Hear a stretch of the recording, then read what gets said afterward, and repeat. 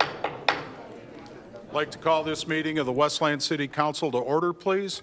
We'll begin with the Pledge of Allegiance, tonight led by Councilwoman Tasha Green. I pledge allegiance to the flag of the United States of America and to the republic for which it stands, one nation, under God, indivisible, with liberty and justice for all. Thank you, Councilwoman Green.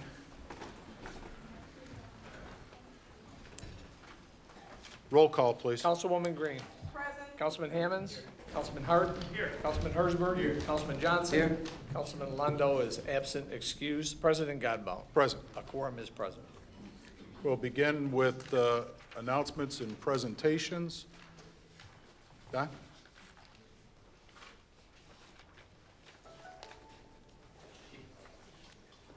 Mr. Mayor, Council, City Clerk, happy to be here again. This is the last one for the summer, I think, for me, that you'll get to see me. Cruising Hines is this Sunday. So if you're in the area and you want to go fast, please stay away from Hines Park. If you want to come down and enjoy a great day in the park, last year we had, according to the sheriff, over 500,000 people in Hines Park. And it has gotten to be the biggest classic car cruise in the country, not just in Westland. So we're very happy to have this here in town and be hosted in Westland to Dearborn. So come on down and have a great time. If you check out the website at cruisinghines.com, there is a map there that shows where you can park with spectator parking. And come on out and have a good time with us and buy some T-shirts and just sit there and look at all the classic cars drive by. Thank you. Thanks. State Representative.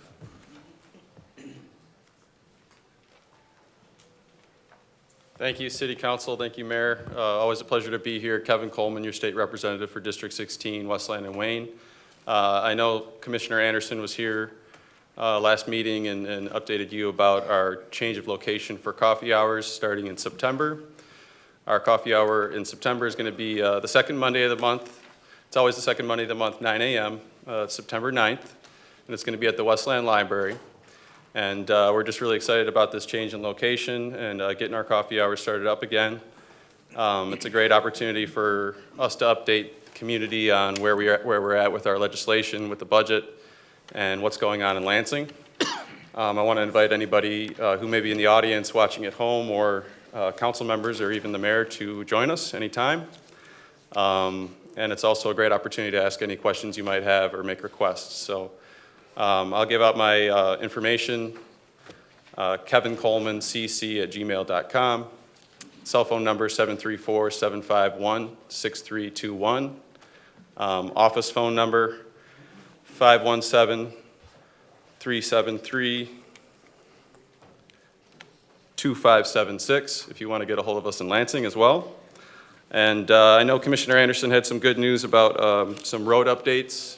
Unfortunately, I do not have any good news regarding roads just yet. We are trying to finalize our budget and get our budget passed. There's a little bit of a holdup between Governor Whitmer and Republican leadership up in Lansing. So hopefully next time I visit, I'll have some good news to share regarding legislation that's coming up, the roads and the budget. So thank you. Thanks. Close announcements and presentations and move on to citizens' questions or input on the agenda. Citizens will be recognized before the business of the meeting commences to address the council pertaining to items that are specifically on the business agenda. Citizens are asked to limit their questions or input to 3 minutes. Is there anyone on my left? Anyone on my right? Mrs. McKinney?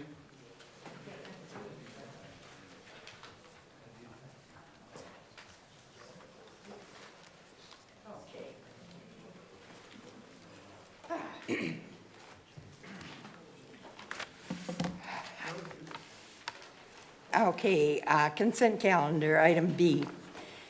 I have a copy of the way it's going, but I'm not quite clear on it. So it's my understanding there's going to be 4 spots at the building and then like a horseshoe. If that's correct, I'd like to know, because I'm all for that. And it also says something about tearing up the blacktop or asphalt pavement in the front. So I hope they clarify everything, because I'm all for it, and we need 4 spots. What item number was that? B. B? Okay, thank Okay. you. Anyone on my left? Anyone on my right?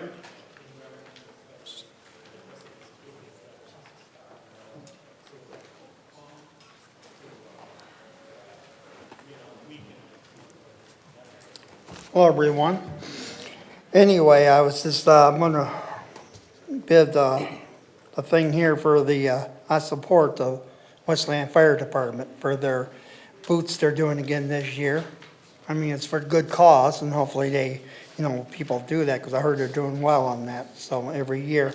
And I also tell them to be safe, because, some of these drivers, I'm telling you, they'll just stay in one lane, they drive in 2 or 3 different lanes that I see all the time, once in a while. So, anyway, the next thing Judy was talking about is B. And hopefully that this handicap parking does get moved in where it should be. Because it looks like it's quite a bit of money here. So all I have to say, thank you. Mr. Graham?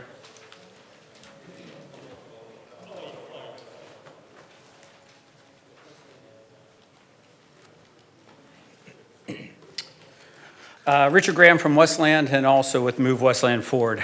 Under item K on the consent calendar from the last council meeting, Councilman Landau is in here, but I came up to thank him for working on and putting forward the ordinance for the political signs being placed in view of the public for more than 54 days from an election. We already saw some of the council candidates placing signs out for the public to see. So I'm going to come up and thank the councilman for getting that done. Under item M, the consent calendar, for the closed study session on August 5th, Guru versus City of Westland. What was this litigation regarding, and what was the outcome, including any possible settlement amount? Under item L, in a study session on August 5th regarding the various discussions on marijuana regulations within the City of Westland. At some point before this is voted on by council, will there be any detailed breakdown of what the city will bring in yearly from a financial standpoint? Citizens want to see in advance what this dollar amount will be, and as an example, how many police or fire could be hired based on the revenue. As we all know, both departments have been decimated. New business item 2, and U.S. Farathane deciding to stay in Westland and expand. Thank you. Westland has not participated in the rebirth of the automotive industry in the last 8+ years. Thank you again. One on my left? One on my right? We'll close citizens' comments and move on to the consent calendar. Is there a motion? Motion by Councilman Johnson, supported by Councilman Hart. There was a question on item B. Yeah. Yes, the contract that's up today will do a horseshoe driveway to the east of the main walkway into the Jefferson Barnes. There will be 4 van accessible handicap parking spots that'll be right along the sidewalk near the front entrance. It does repair the asphalt at the street also and restripes everything. And then there was a question on item M, I believe, Mr. McNamara, the... To the chair, that was a pending lawsuit in Wayne County Circuit Court, which was resolved with the for a trip and fall or an accident on a sidewalk. Thank you. Is there any discussion from the council? Any discussion? Any dissent? Any dissent? Hearing no dissent, motion carries unanimously. Council has approved the following consent calendar items. Request from Westland Firefighters Charity Fund to hold their annual MDA boot drive on September 11 through September 13, 2019 at the intersection of Ford and Wayne Roads, with September 14 scheduled as a rainout day. A approval of bid for handicap parking lot at Jefferson Barnes Community Vitality Center, approval of bid for HVAC preventative maintenance and repair contractor, approval of bid for street sweeping, approval of bid for tree cutting and stump removal, approval of bid for repair services for fire service vehicles, approval of bid for defense equipment, approval of bid for defense equipment, approval of purchase of one 2020 Ford F-450 chassis for the Department of Public Service, approval of the outfitting of a 2020 Ford F-450 chassis for the Department of Public Service, approval of minutes of the regular meeting held August 5, 2019, the study session held August 5, 2019, and the closed study session held August 5, 2019. The last item on the consent calendar as approved, adoption of ordinance 101G92, an ordinance to amend Chapter 62, Article 7, Division 2, Section 62-336 through 62-351 of the Westland Code to regulate controlled substances.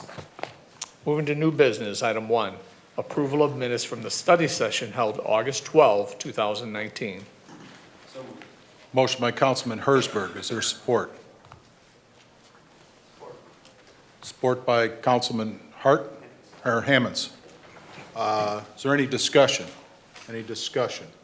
Roll call, please. Councilwoman Green. Yes. Councilman Hammonds. Yes. Councilman Hart. Abstain due to absence. Councilman Hersberg. Yes.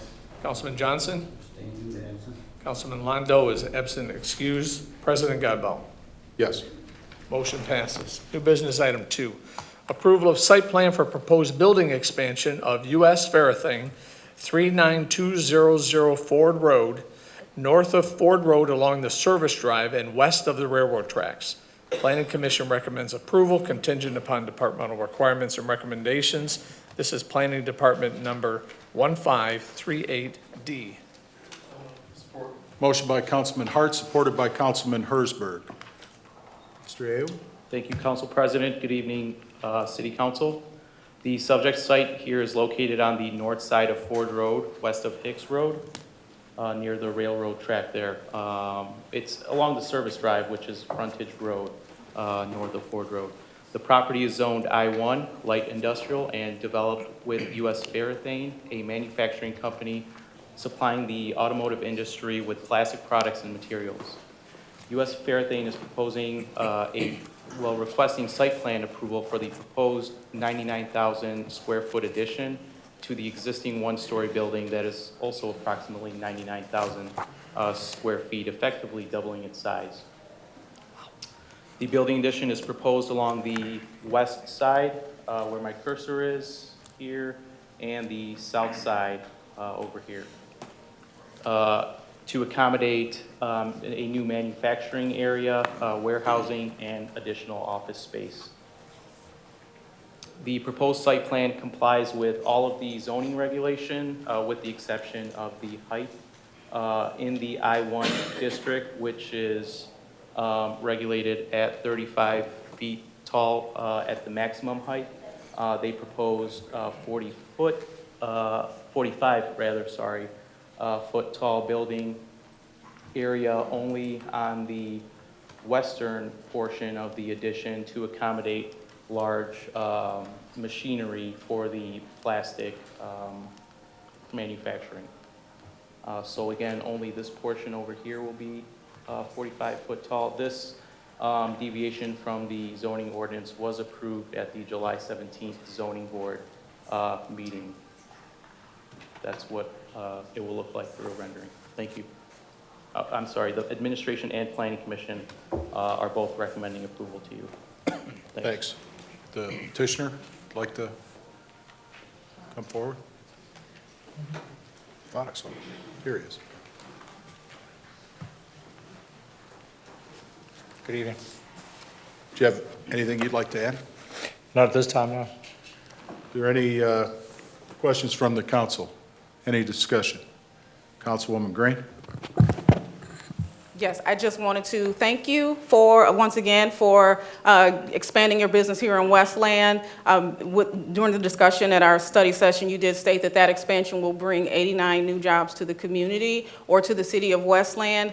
And although we have not gotten to the contractual step yet, one of the things that I'm looking forward to is, just so the community knows, there are other cities that mandate a requirement when a tax abatement is done that the employer set aside a certain percentage or amount of those jobs to the city of Westland so that our community remains a working community, especially if we're going to set aside tax dollars. So I just wanted to let the community know that I have been lobbying, not just with this business owner, but also other business owners, to make sure that when and if we do grant tax abatements, that it does come back home. So that's one of the things that your company is agreed to do, is to set aside a certain amount for Westland residents so that our residents have jobs and recoup a benefit from that decision. So once again, I just wanted to thank you, and we look forward to you continuing to grow here in the city of Westland.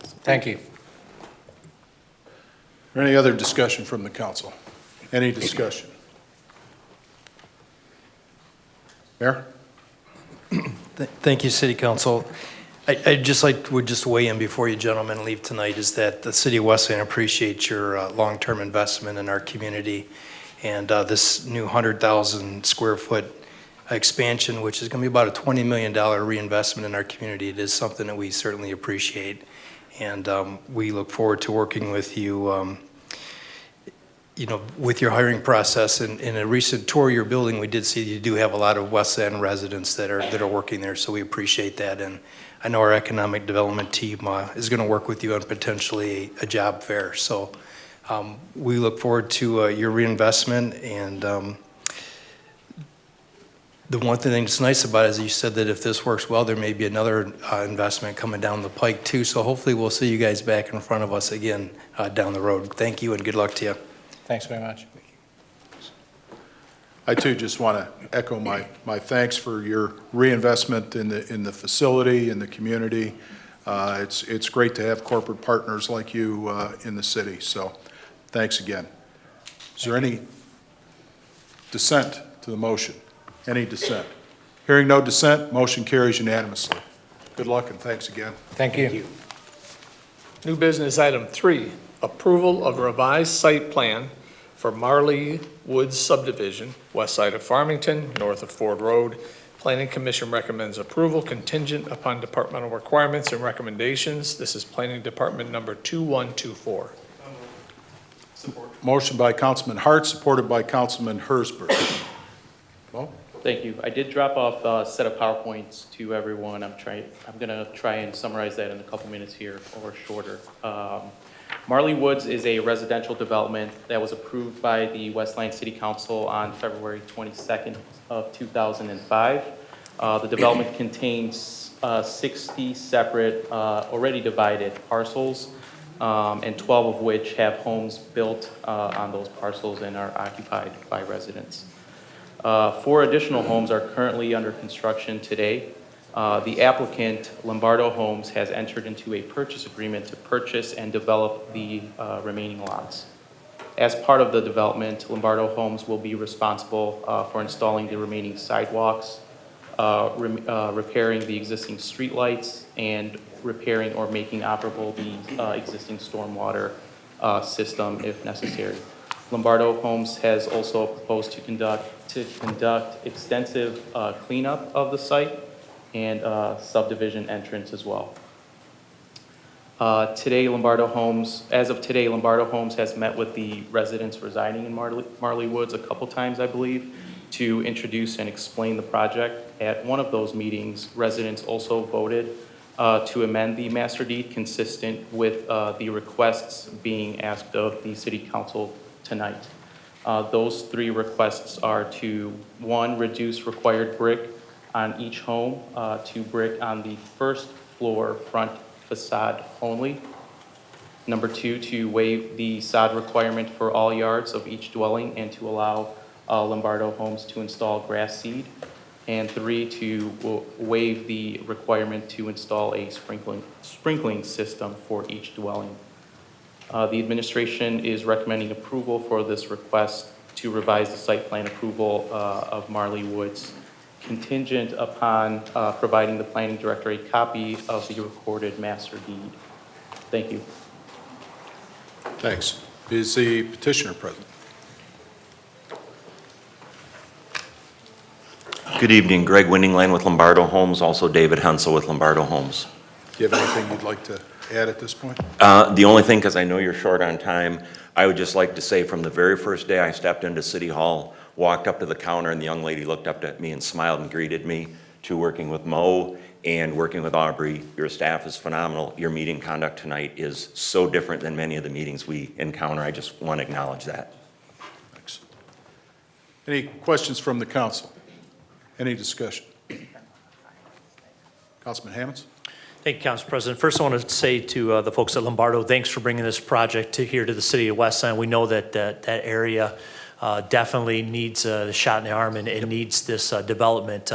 I did have a question through the chair with regards to the seed, so us moving away from the sod requirement. Can you kind of talk about the process as to how that's handled and how can we expect that the seed will be developed, we'll have nice looking front yards, backyards for that community. I just know that throughout most developments, the cities usually stick with their sod requirements. I just want to see how that's going to happen, and also maybe the administration can talk on how that's going to affect the final certificate of occupancy. May I? Sure. Certainly. Most of the time, sod, if you require sod, you have to have irrigation realistically to make it happen. It's a quite large investment that the homeowner can ultimately accomplish through the use of whether it's seed and straw or hydroseed and watering and so on. Through the Master Deed Amendment, we have the ability to enforce people establishing their lawn. It's really getting the lawn established and maintaining it with fertilization, mowing, things like that. Even if we force somebody to put sod in, it doesn't mean they're going to maintain it. It doesn't mean they're going to fertilize it and so on. So it may be lush for the first season, but after that, if it's not continually maintained, it could deteriorate to just regular weeds in that. So through the association, which we have not only revitalized, but we've elected at our meeting last week, we elected 2 resident board members to serve on the association board. Through that process, we're very confident we'll be able to get the lawns established and keep them maintained. So if I may again through the chair, so it will be on the homeowner to maintain, to get the seed up and running to where it's, establishes roots and growth, or is it going to be on Lombardo to establish this? We will vegetate the road right-of-way and whatever adjacent buffer strip there is, and then the residents will be responsible to establish their lawn. In the master deed, they have a certain period of time to have that done, and we go over that in our process, the home building process. We go over that and make sure we set the right expectations for that. That way they have the option to sod and irrigate if they so choose, but as part of their landscaping and that, the vegetating of the lawn would be part of that. Okay, well, I appreciate the explanation. I just wanted to make sure there was some type of fail-safe in there to make sure that it is maintained. As we know, when you have seed and not sod, it can be a little bit different. It's with regards to maintaining it. So it looks like you've got the groundwork established to make sure that it turns out nice. So The one other thing I would add is if it does get neglected, my sales team will be calling me because they don't want prospective customers driving through and seeing that no more than anybody else to does. affect the sales. Okay, thank you. You're welcome. Councilman Hart? Thank you, Council President. Through the chair, I wanted to, again, first of all, thank my colleague for asking that question. It was a good question, and it answered a lot of my kind of questions I had, so I appreciate that. Secondly, just want to thank you and the newly elected HOA for working together and kind of revitalizing Marley Woods. I, as a Tonquist resident too, living on Farmington Road. Okay. So we drive by it a lot. We've lamented often. That might be great to have that development take back off again.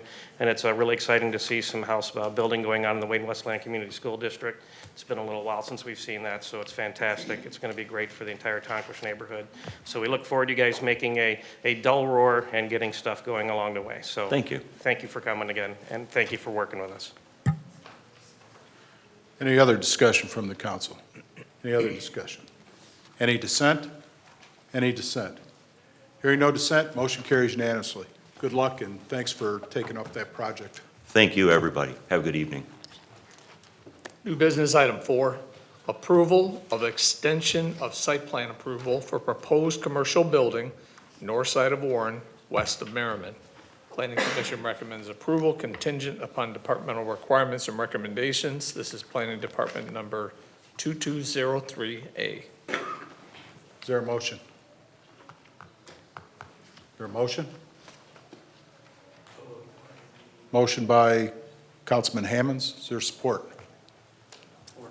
Support by Councilman Johnson. Oh, Thanks. The original site plan for this commercial building was approved by the City Council September 4th, 2018. I believe it's in your backup. The proposed building, it was about 5,000 square feet and included one driveway off of Warren. And the east side of the site, along with, the driveway approach was off of Wayne Road at the east side of the site. Along with that, there were 25 paved off-street parking spaces, all of which, including other elements, landscaping, dumpster enclosure, so on, met the zoning regulations. Today, the petitioner is requesting a one-year extension of that site plan approval to allow for more time to finalize negotiations with Wayne County on a long-term lease of adjacent property to the east owned by Wayne County. The petitioner stated throughout the past year during marketing efforts that revealed more parking is needed for a long-term operator to go in and occupy and operate the site.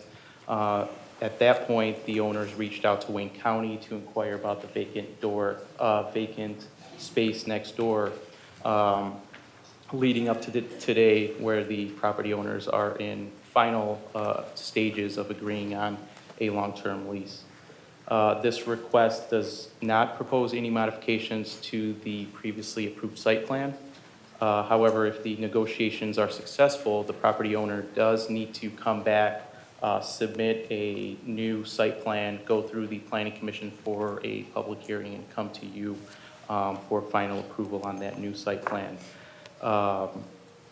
So after that consideration, after considering all of those reasons, the applicant provided and documents that you have in your backup from Wayne County and the applicant, the administration is recommending approval of this request to extend approval of the previously approved site plan by 1 year, expiring on September 4th, 2020. Thank you. see petitioner present. Yes. Yes, sir. Good evening. Paul Lubianski. You have anything you'd like to add at this point? No, unless someone has questions. Councilman Hart? Thank you, Council President. Through the chair. So this property has kind of come before this council a number of times over the past few years. I know it didn't have support a few years ago. It came back in front of us, and we moved it forward. And I know we saw some site plans, and I think the petitioner was here at that time and explained to us that they had some folks that were interested in the property, some tenants that were interested in the property. And I think if I recall correctly, at that time they felt that the parking was adequate, and then we agreed to move forward. I think now we see an extension of a permit request now that you're going to plan to lease the property adjacent from Wayne County and turn that into a parking lot. I think some of the biggest problems that the council prior to us had, and I think some of us had as well, is we were worried about the traffic influx on that corner, especially with people trying to get in and out and it causing a problem. And I think our concerns were stayed just because of the smaller size of the parking lot, the smaller use and the low impact in the area. This shows me something different. So I don't know if the market changed or we just kind of held this in our pocket for a little bit. I approved it last time, and I'll approve it this time because the only thing in front of us today is to approve what we've already approved. But I will tell you, I have a little bit of heartburn over kind of the change when it was committed and it was communicated one way, and now we're seeing something different. And I have some problems with what it's going to do to the traffic of that area. It's already a challenge spot, and I think it's going to cause bigger problems. So I don't think I need any feedback, but I'm telling you my opinion and how I feel about it. Okay, thank you. Is there any other discussion from the council? Councilman Hersberg. Thank you. Yeah, I just wanted to mention that The property in red, that is part of Hines Park, owned by Wayne County, and I will not be in support of building on that whatsoever. Councilman Johnson? Yes, I supported bringing this motion forward, but I too recall the great consternation that we had over this property. We were guaranteed at that time that they had somebody for the building that they had proposed, and they came back to us again and guaranteed that the building that they were going to put up there, they already had somebody to lease that. Obviously, that was not true then, or something fell through.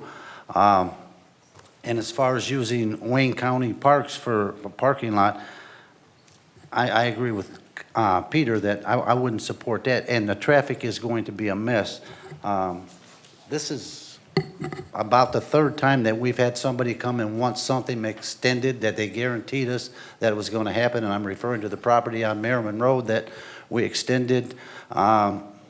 I will not be supporting this for all of those reasons, traffic being number one, and number two, that we were guaranteed that they already had a tenant for the building that they were going to erect there, so I won't be supporting it. Is there anyone else on the council? Councilman Hart? Yeah, I just wanted to clarify. I'll support this, the extension of the permit, okay? But I think you're going to have some struggle if you come back from something from Wayne County. I think you're going to have some issues with that. Can I make a comment? Sure. I understand your concerns. We did have a deal that fell through, and one of the big concerns of the council at the time was we don't want an empty vacant building. So we don't want a tenant or a buyer who's not going to be there. So we're trying to be careful with whatever goes in there, that they're going to be there and occupy. So that's why we've sort of not found the right tenant or buyer. Councilwoman Green? Yes, thank you. Could you just clarify because I asked last time, was it the beginning of this year or last year, about confirmation that you had a tenant. So at this point, the building that you would like to develop, you do not have a tenant? You no longer have that tenant is the circumstance? That tenant is still a possibility, but they basically said we need more parking. Okay. And I saw in the packet that it said that you're currently in negotiation with Wayne County for a long-term lease of that adjacent land. Have Correct. they given, do you have a contract that Wayne County is giving you that land to build on? No. So at this, go ahead, I'm Excuse me. sorry. We're in negotiations with them. The county wants some things, what they want are for us to build our park features. So they want basically, you see the bike path? They want parking and benches and bike racks, things to let people access that bike trail. And so that's, we're trying to negotiate something where they get what they want and we get access to some parking. And so we're discussing that. We're pretty close, but even the attorney for the county has told me, even though he thinks he can approve it, it has to go through 3 committees at the county. So I can't sit here today and say it's a done deal. It's not. So at this point, I think it's one of those scenarios where the cart is before the horse, because we actually are not at liberty to approve an extension onto land that is currently owned by the county without having Oh, we would have to something- bring a whole new site plan. Right, Yes, so. we're aware of that. My point is, because this is for what's on the agenda is for the extension that you're asking for. Of the current site plan that was approved last year, yes. But you don't have confirmation from the county as of yet that they're going to allow it. No. Right. It takes time. So I don't think at this juncture that we should vote to approve land that is not owned by Westland and that you don't have a contract in writing from the county that is saying that they're going to give you the right to build, even if it is a long-term lease. If the county gives you that land, we can't control what the county does with that land. We can be have an opinion in favor or against building on it, but if the county gives it to you, then that's a decision between you as a developer and the county. But you don't have that as of yet. There's no contractual agreement, and the negotiation could actually take a turn for the worst. So until you get something in writing from the county that is saying that, yes, we've given him this land to do whatever he would like to do, I don't think that we should be voting on it right now. Because it's not your land, it's owned by the county. I understand. I'm not asking you to vote on that. I'm asking you to just extend the site plan that was already approved for the yellow area. Onto the counties, will No, it it has surpass nothing the to do with county? the red area. I'm just extending my current site plan approval, which was approved last year. I apologize. Can I jump in? I'm sorry. Mr. Ayoub? Thank you, council. I apologize for butting in. I just wanted to clarify really quickly that, and I'm sorry for kind of combining these two topics into one. So the subject property in yellow was approved approximately 1 year ago, and before that time is up on September 4th of this year, this gentleman is asking for an extension, which the council has the authority to do, for an additional 1 year. The purpose for that extension is to lock in the site plan for him to be able to do that development if acquiring this additional property from Wayne County falls through. There is a letter from Assistant Corporation Counsel of Wayne County in your packet stating that they are close to a deal. And what he was referring to is that Wayne County Parks wants him to install park-related amenities focusing on the bicycle traffic, similar to like a fix-it station for your wheels and tires, potentially bike racks in the seating area, and things like that in order to approve the lease. So that's a separate topic, but I just wanted to clarify. Sorry. Thank you. Thank you. Mayor? Thank you, Council. Thank you, Mo. Council, I know that this has been a tough piece of property. We've looked at it a couple times.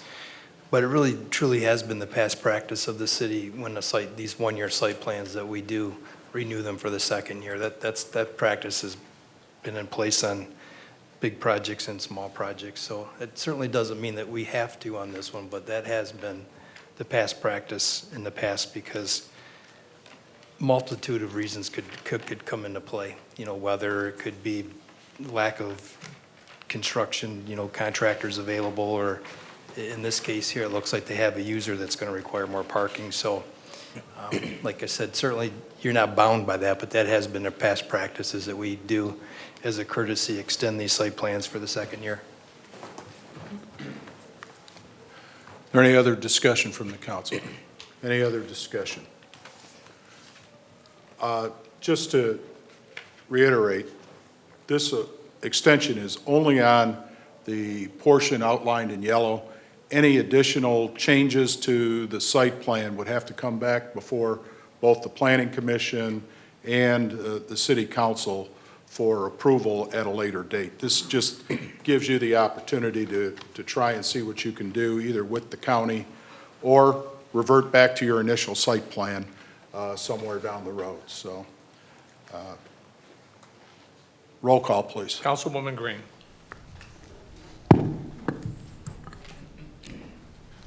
No, I'm not going to vote for it until I get more Councilman information. Hammonds. Yes. Councilman Hurd. Yes. Councilman Hersberg. No. Councilman Johnson. No.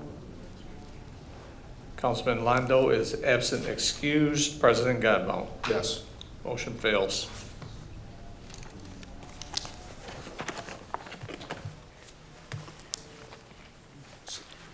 Is there anything else I can do? It will probably, if you meet with Mr. Ayoub out in the lobby, it may come back up before council when we have a full council here. Okay. But that's up to you and Mr. Ayoub at this point. Thank you. New business item 5, approval of voucher. Is there a motion? Motion by Councilman Hart. Is there support? Support by Councilman Hersberg. Is there any discussion? Any discussion? Any dissent? Any dissent? Hearing no dissent, motion carries unanimously. We'll move on to citizens' comments.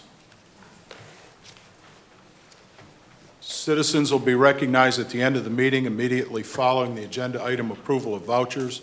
Citizens are asked to limit their comments to 3 minutes. All citizens wishing to speak will be heard. Is there anyone on my left? Yes, sir.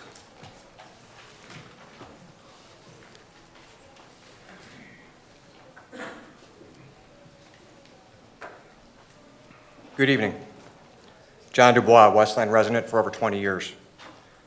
Councilman Green, during your campaign, you stated you wanted to represent all residents and that you were financially responsible, which is why I voted for you. However, your attempt to move the city towards wards or districts certainly doesn't follow what you said during your campaign, to represent all residents. For the past 2 years, I've been listening to you question every penny spent by the city, but you yourself filed for bankruptcy back in February of this year and failed to notify the courts of the money you made from City Council itself. Money the city spent while you proclaiming your experience as a company owner and business leader. If you can't even control your own finances, then how can you question the city's?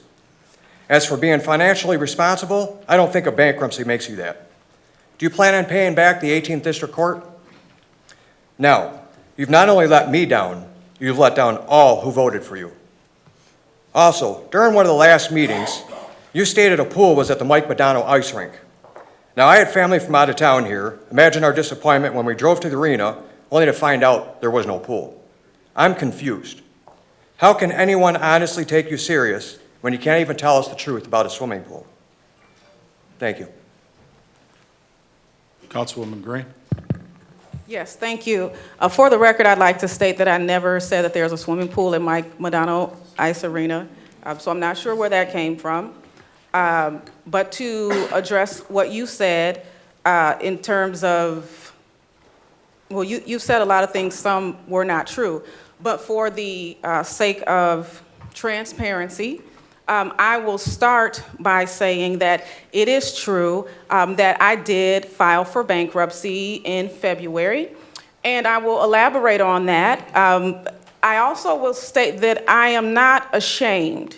I'm a bit disappointed, but to clarify what occurred, I have worked in corporate America for almost 20 years.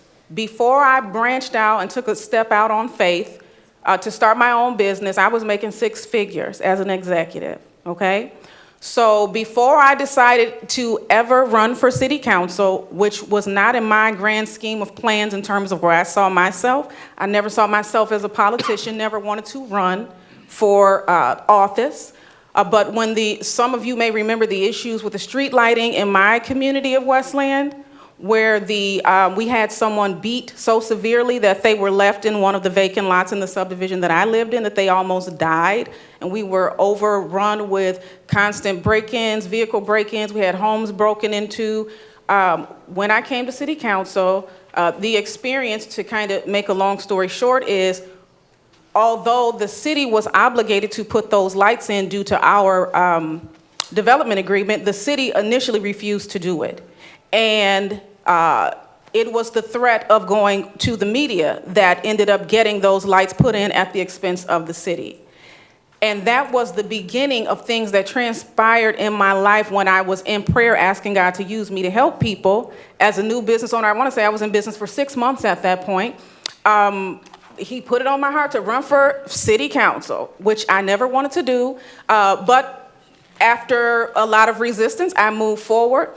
And after having won the election with a lot of, I'll say, the type of attacks and just extreme lies and things that were told to try and keep me from getting elected, I was successfully elected. So when I was elected as the first African-American woman in the city of Westland, knowing I came in here with no allies, little to no allies, and the constant disenfranchisement, what has been confirmed as discrimination by the Civil Rights Department, and the other things that I have dealt with being a new councilwoman in this city, I know that there is no room for anything less than excellence. So there was a time to where I had to consider whether I would take on more contracts as a brand new business owner, which my first contract 6 months after I started my company was $250,000, okay? So I'm not new to business. When I became a councilwoman, I had to choose whether I'm going to pour my dedication and time and energy and blood, sweat, and tears into being an excellent councilwoman, or whether I would continue to take on large construction contracts. Well, I decided to focus on advancing my education and myself as a councilwoman, which meant that I could not take on additional contracts. So what ended up happening in terms of the bankruptcy, and thank you for saying that, I had co-signed on a lot of loans for other people, some that I'm in business with and some not. And because I was not taking on additional contracts, it did put me at a hardship financially. Now, I will tell you that before I started my company, I had A1 credit. It wasn't a department store, an automotive dealer that I couldn't walk in and get everything I wanted. But when you are a business owner, I don't know if you've ever owned your own business, not only do you have to make your money, but you have to make sure that everybody under you has a check. So one of the things that I'm most proud of since starting my company is I never missed a payroll. I always paid my subcontractors first, whether I have a dime left for me or not. I always paid them first. Always operated with integrity to this day. And as I stated before, I'm not ashamed. I am not the first person in America to go through a personal financial restructuring. Was this due to my inability to manage finances? Absolutely not, because I could still be working for someone else making 6 figures with A1 credit. But again, I had to choose, and I'm very glad that I had the opportunity to take this on, and I would choose it again. So did I foresee this becoming a potential target, that somebody could use this as a target to embarrass me? Absolutely. But you know what? I prayed over this long before I ever filed. Anybody who knows me in business knows my reputation. Some of the people here in Westland before I got elected know my reputation. I don't miss a beat when it comes to business. I made a decision that I'm very proud of as a business owner, as a city council woman. And you mentioned you watched me question every penny since I've been here. You know, there's a lot of residents, I get random calls, they are very thankful that for one, I know enough to question the pennies. And for two, that I do it from a standpoint of integrity, as opposed to rubber stamping what could be unethical activity. So if your goal was to come here to embarrass me, I'll tell you I'm not embarrassed. I'm disappointed, but I would do it all over again. And I'm going to continue to hold my head up high as the councilwoman who was elected in first place in election day votes by the residents of the city of Westland.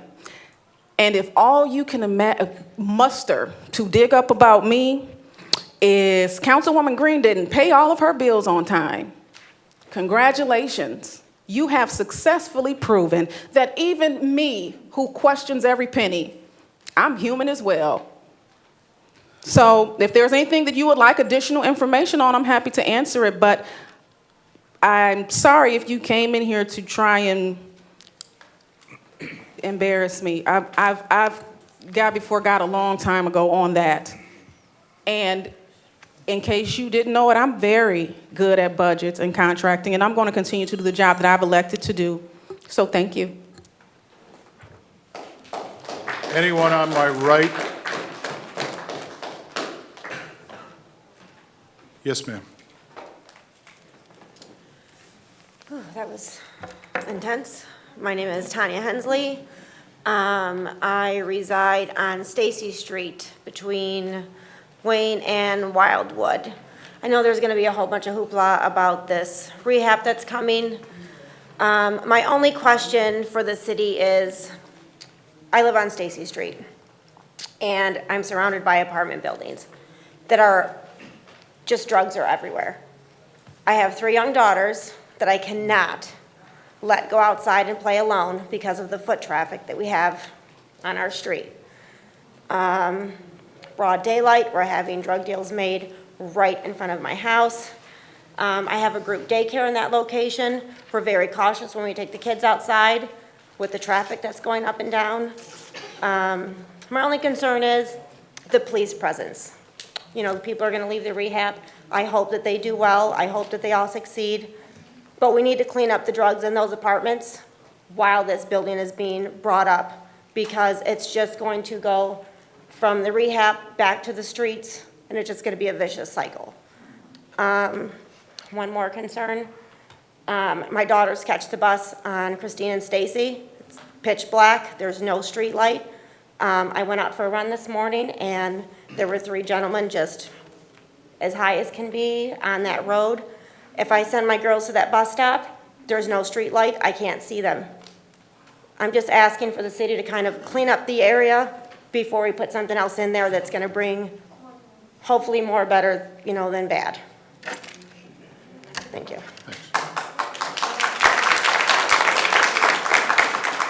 One on my left. Yes. Yeah, Ruth.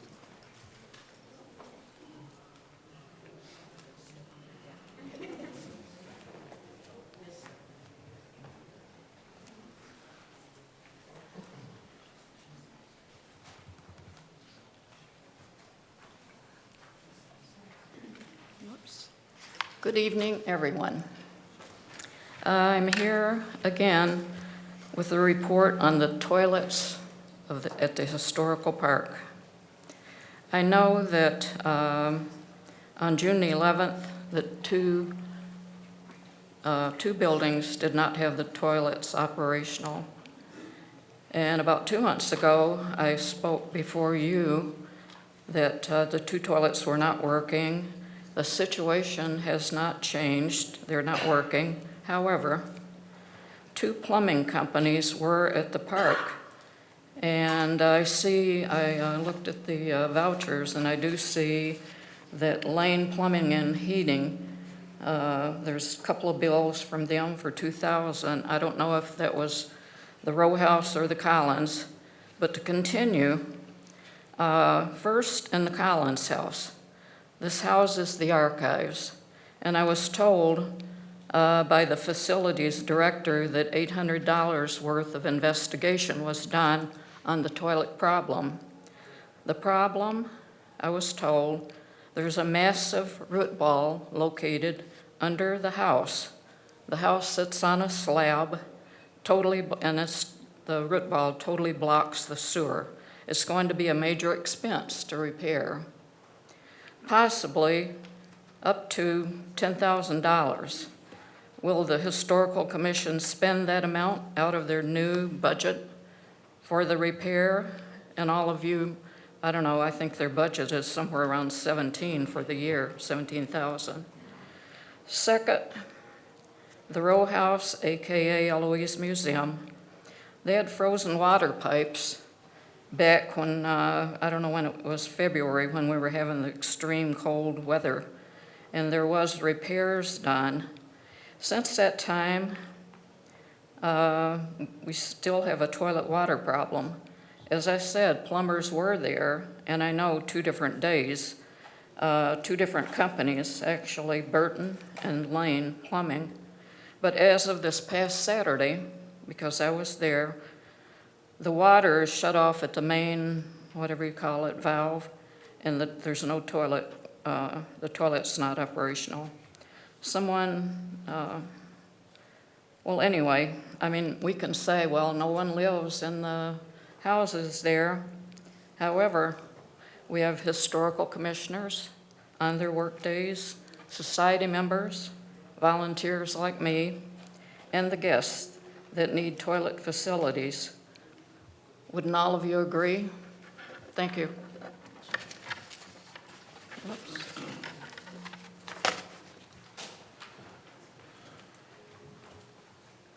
You want on my right? Yes, sir.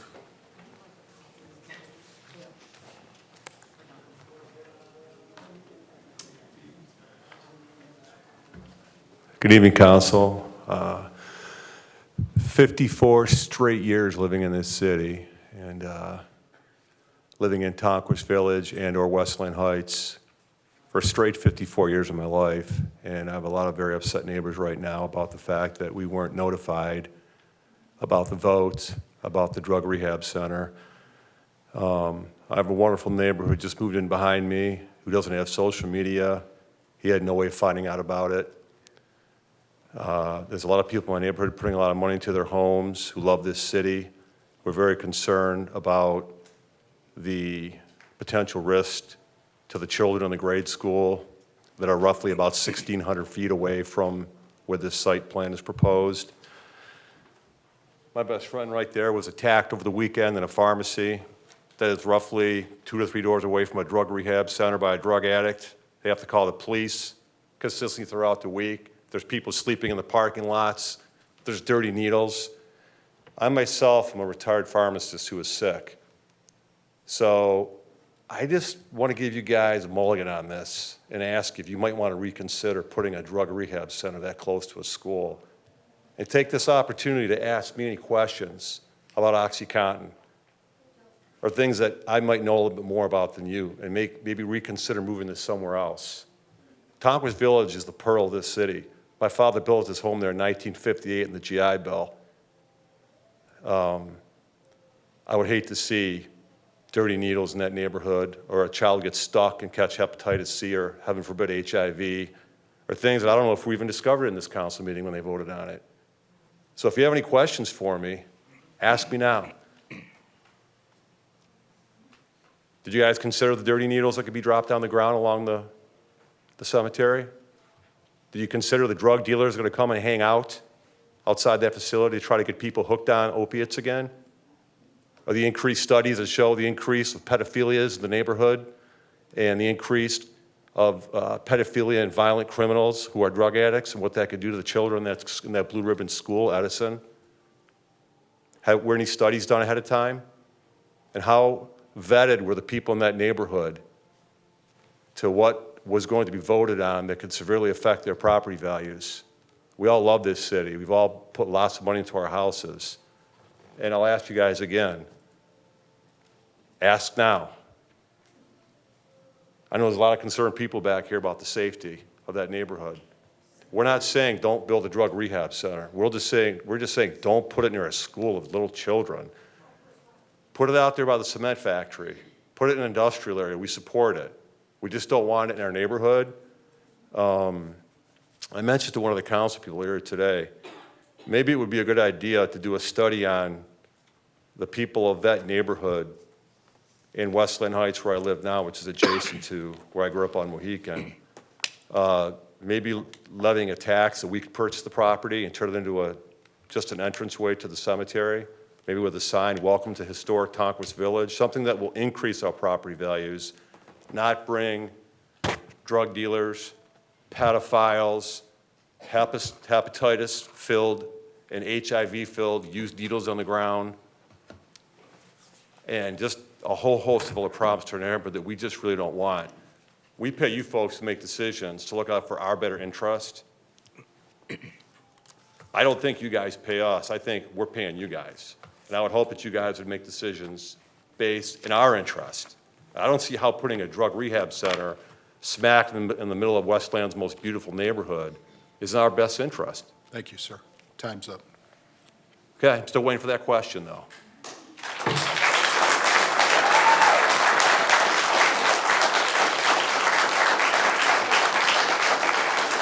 Is there anyone on my left? Yes, ma'am.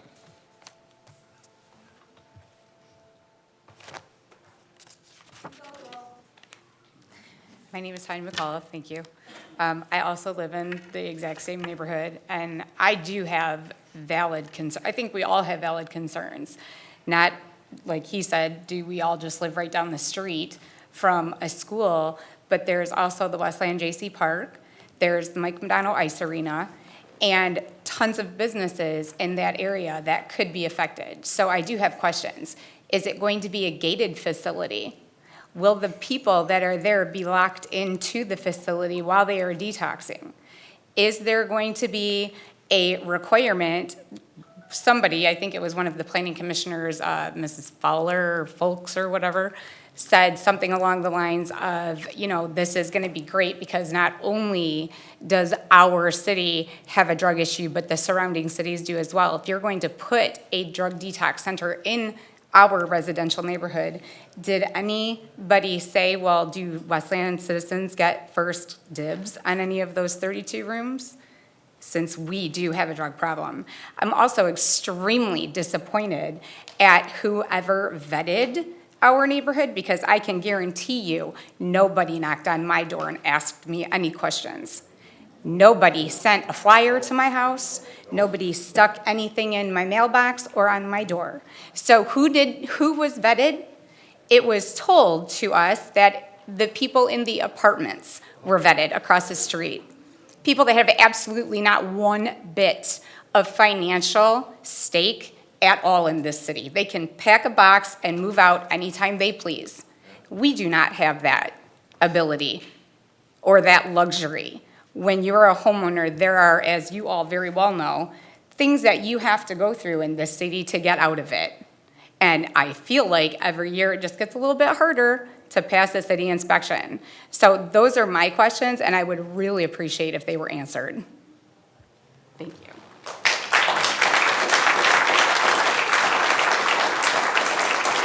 Anyone on my right? Yes, sir. Yes, hi. My name is Dino Tome, and I went to Edison Elementary, kindergarten through 6th grade. I was actually the first president of student council. Went to Marshall Junior High and graduated from John Glenn High School. I grew up on Redmond Street. Our family still owns the house on Redmond Street. I walked to school every day. I played hockey in that ice arena before it was indoors, when it was outdoors. I know more than, not all of you, because I recognize some faces here, but most of you about the area. I also own the property, the Coliseum and the Forum Health Spa, which we have tried to run as a family establishment for many, many years. My dad built the Coliseum in 1976, the Forum in 1981, Montana's in 1983, and I was very surprised that no one from the council reached out to me to see what I thought of it. But you know why I didn't come to the meeting? Was I thought there is no way in the world this can get passed with the boundary lines where they are.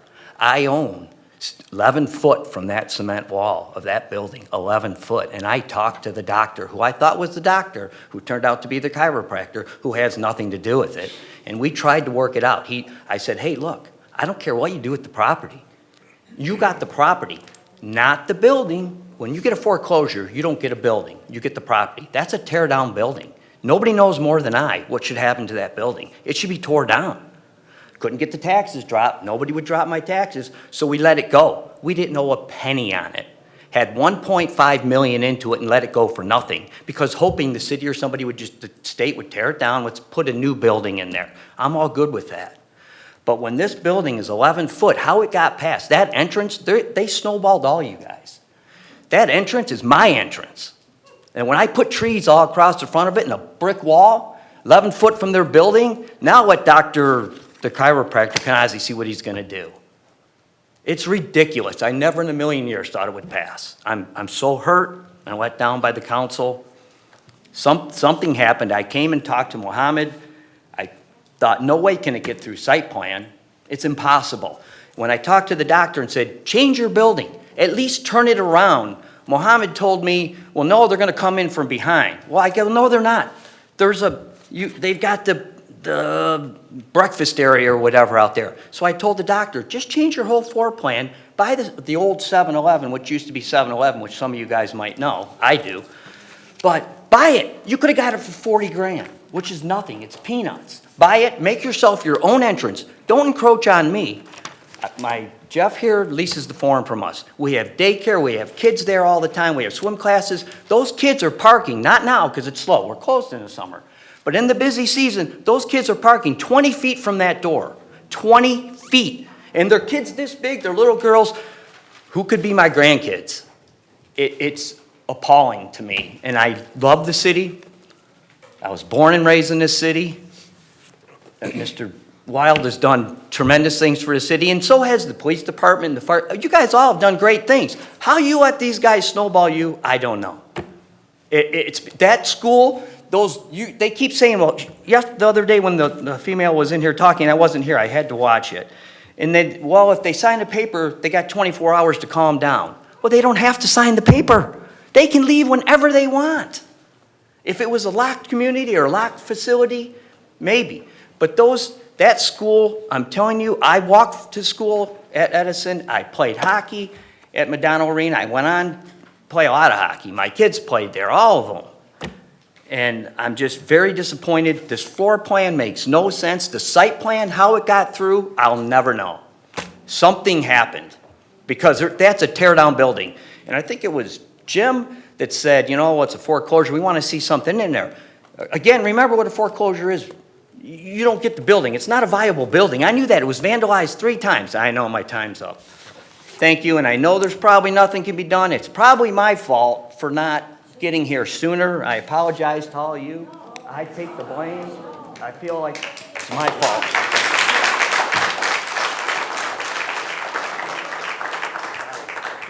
Yes, ma'am.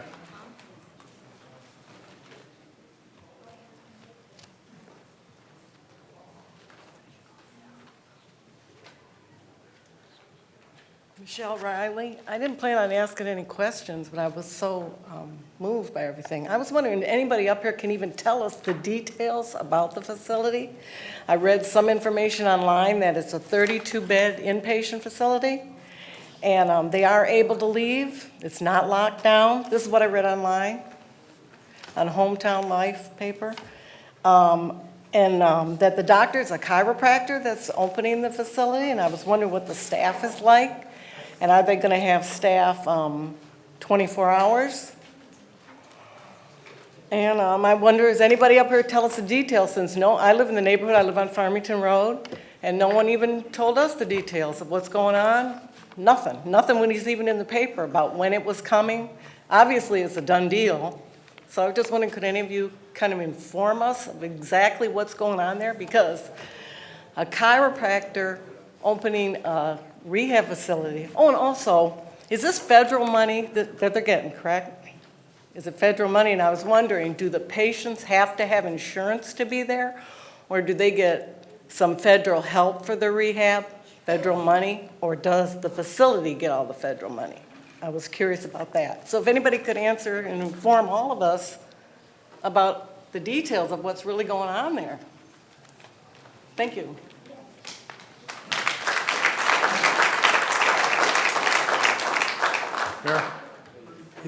Thank you, City Council, and thank you, residents, for coming out tonight. Just a couple things is, the city planner, Mo, can explain the process. There's a legal process through planning on who gets alerted when there's a project in their area, so he can explain how that process worked.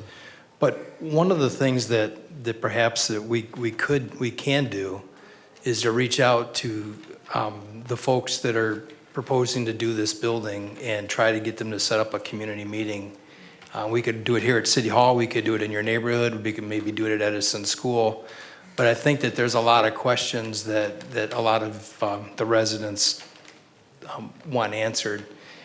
When the word vetted come up earlier, the city administration, one of the things when we first saw this proposal, we kind of weighed out 2 things. One is we know that, and we've said the statistics prove out that Westland, outside of Detroit, has the largest number of opioid overdoses in Wayne County, and we know that our EMS guys are running on people every day. So we know that there's a need in our community. Well, we took a look at this operation as they appeared to be a first-class operation. The doctor that's proposing to do this is not a chiropractor. She did bring a chiropractor with him, and I'm not sure what his role in this is, but I think what would be prudent is if we can put together a community meeting, have the operators come in and try to answer all your questions that they can. And then after that meeting, we kind of take a look and see what remaining issues there are. And before they break ground on this, perhaps the city still has the ability to to make some of those changes. Is there any way just to table it in the meantime until we can figure some of this stuff out? It sounds like no. Well, it's already been through the planning commission, and it was approved at city council. But with that said, the city still has the ability through permitting and some other issues that we could encourage them to have this meeting. So if that's something that the council would like us to pursue, perhaps what we can do is if we can get a couple people to give Mo their information, and we can get this set up, and then a couple people within the neighborhood can disseminate that information, like what happened over the last week. So, like I said, through the permitting process, building permits and some other issues, I think we still have a chance that we can make some changes on this if needed. So, just a suggestion. May I say something? Just a minute, ma'am. You'll have an opportunity. Over here on my right? Yes.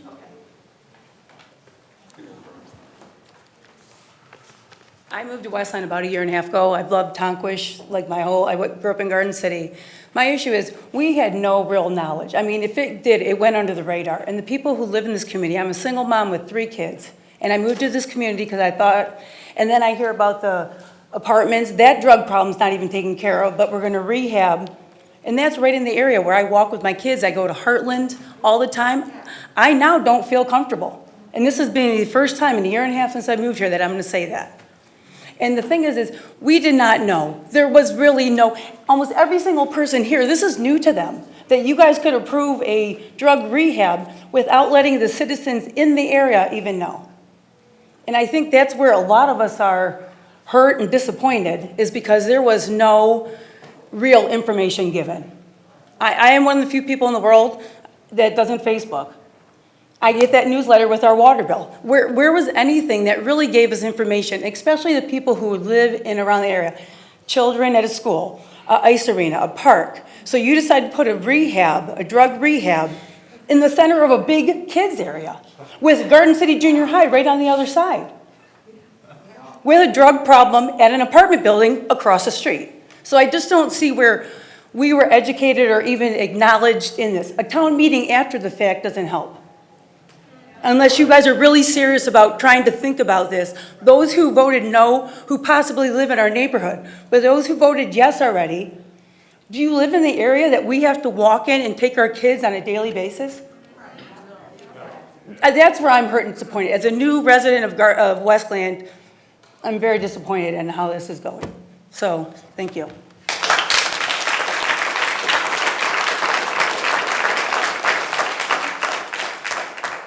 Before I continue with, Mo, if you would explain the notification process that goes through.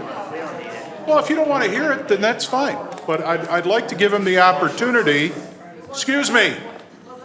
I'd like to give him the opportunity to explain how notification for any project goes on in the city. This is any project. I do think there's some important information for the future for you to just hear me out for. So the state requires, there's various levels of development here in the city of Westland and throughout other cities that occur in those different cities. This was classified as a special land use, so under the State Zoning and Planning Enabling Acts, planners are required to notice people that live within 300 feet of the property line of this facility. So there's a lot more, so just hear me out, just so you're informed about future developments throughout the city. So that's the first piece, and that's legally mandated. We send out notices in the form of a postcard with details of that development. And then, in addition to that, we also, a couple months ago, started posting the agendas on the planning department website. We also are legally required to post the developments, whatever type of development it may be, in the newspaper. This was published on June 23rd of 2019. There was also a news article directly after the Planning Commission meeting, which is televised on your TV at home. that was published through the Observer there. So there were a couple opportunities. I apologize that everyone in the room did not get a notice, but that is the procedure of how we notice various developments throughout the city. Thank you. Thank you. Can I just say Yes, something? ma'am. 300 feet. Ma'am, no, please. There's a lot of people that want to speak, and this woman in the back here was the next one to be recognized. Thank you. Up to the microphone, please.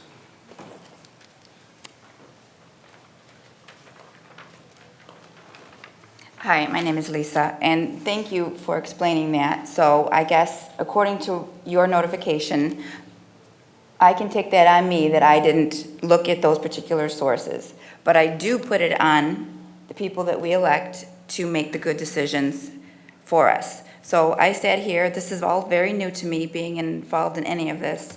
And I heard you say no to this gentleman over here about renewing his plans because you have concerns about turning a plot of land that's a park into a parking lot. And you all were very adamant about saying no about that. And that's nice.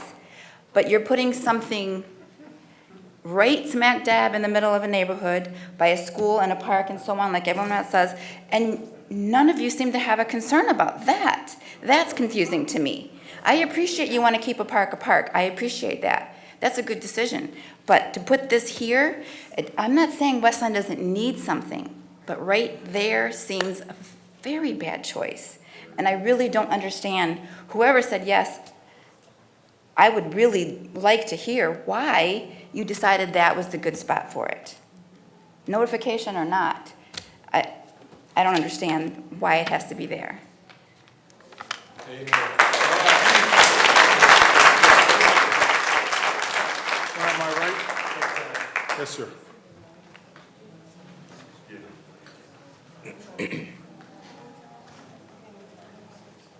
Thank you.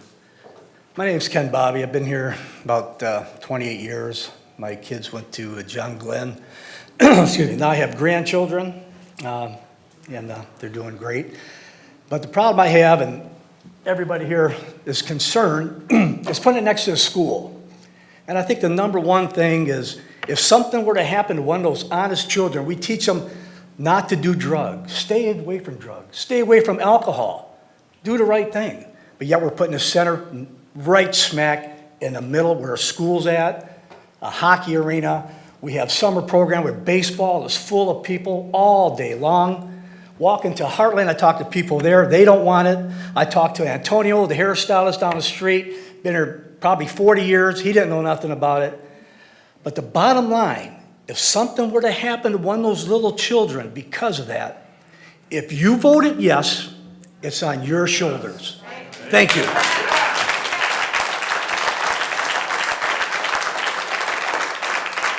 Anyone on my left? Anyone on my right? Yes, sir. I don't need to go to the mic. Yes, no, you do need to come up. Thank you. It's just a real short one. I'm short. 5 people voted yes. We'll decide by the votes if this goes haywire. You got here because we put you here, we can take you away. We can recall, we can do all that good stuff, because I'm not happy with no response from this team tonight. And if all you can tell me is, oh, we already pulled the trigger, so we can't do anything about it, then the recalls and the vote no's will happen.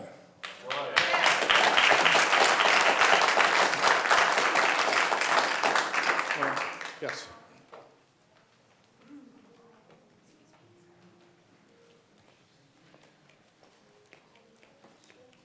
Hi, my name is Erin Downey Charnowski, and I know a few of the parents here because I know you're an Edison parent, you're an Edison parent. I'm an Edison staff member. We are gonna have 500 plus kids this year. 500 plus kids in that building. Not only do you have that, you have Garden City Junior High, you have Schoolcraft College, you also have Wildwood down the street. Those babies are not just your babies, they're my babies too.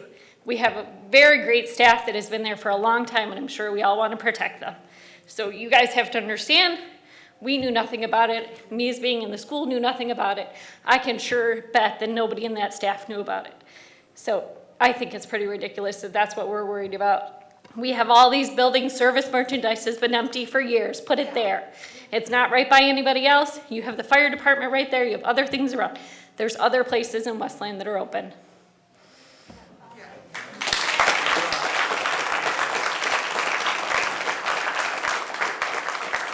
Am I right? Yes, ma'am. Hi, my name is Colleen Zadorsky, and I'm Tanya's neighbor. And I was super disappointed to find out that you guys had approved this. Shame on me, being a tax-paying citizen, that I wasn't paying attention. But as other citizens have said, that's what we elect you guys for, is to protect us. Now, I have 3 grandchildren, and to get to my mom's house, who's been a resident of Westland since, it was Negan Township, I have to pass right by that facility. So honestly, will I walk my grandchildren down the street? Would you walk your grandchildren down the street? Would you approve this if this was maybe, I'm 320 feet from this facility? Would you approve it if it was your house, if it was in your backyard? Severely disappointed. Thank you very much.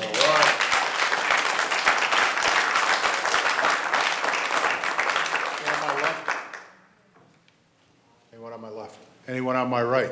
Yes, sir. My name's Jeff Sullivan. I'm a Garden City resident, but I have a business here in Westland, Forum Fitness, right in the parking lot, right next to the building. So far, you haven't heard anything about what you can do to change things. You've already made your decision. You can't reverse it, I assume. So it seems to me like only thing we can do is go with malicious compliance, just like the abortion clinic. They have protests all the time. Maybe if we protest enough, they won't build a damn thing. If it's up to us, we'll make it happen. I can't vote in Westland, but I can sure react to it. We have children in our classes at our gym. Our parents are not going to bring them to those classes. There's an opioid clinic right next door. It's not safe. I will do everything in my power to cover the place up and make it unseeable if possible. So that's my contribution. You folks, I appreciate if you do the same thing. That's it.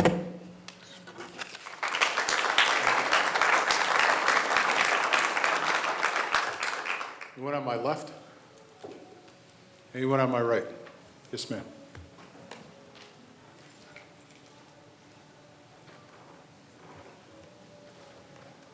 My name is Kim Ingraham. I live on Hunter.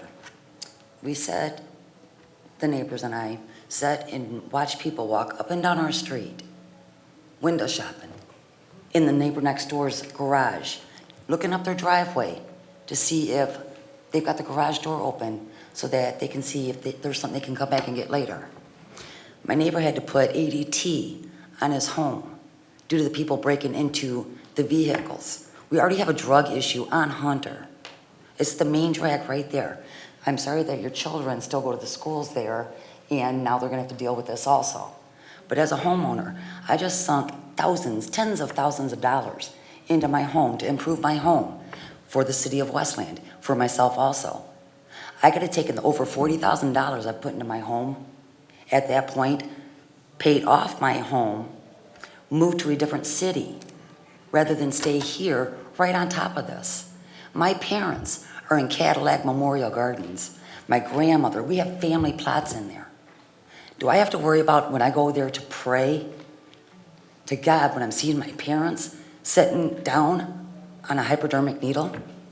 Do I have to worry about their graves being robbed again? We already have enough riffraff going on here. We don't need any more.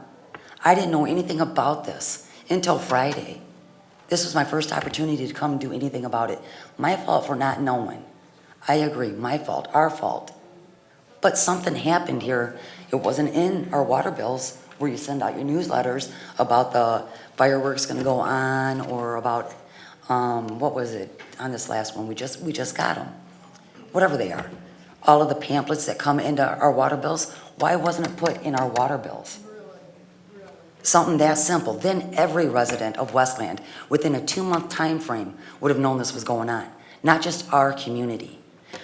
Our community is already bad enough with everything that's going on with the apartment complexes. You just built up the parks. The park looks beautiful there. I take my grandchildren there. I will not now. They're gonna be right next door to people that are doing drugs, walking down the streets. How long is it gonna take for the fire department or the police department to be overwhelmed with the people coming out of this establishment, walking through our neighborhood? All right, you've got the fire department responding to a person that's ODing in my front yard. I live right there on Hunter. Well, you got G.I. Jane down the road. She's having a heart attack. All of your buses for the fire department are being taken over here to take care of these people that are choosing to do whatever it is they're doing rather than getting better. It happens. And we're the ones that's going to pay for it. The people that are paying the taxes here, the people that are trying to do the home improvements here, knowing nothing about it happening. I don't understand. I don't like it. I'm very disappointed. And I wish I would have saved my money and just went somewhere else rather than staying in my home, in my city that I love.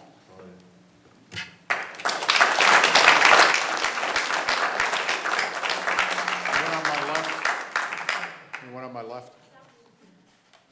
Anyone on my right? Yes, ma'am.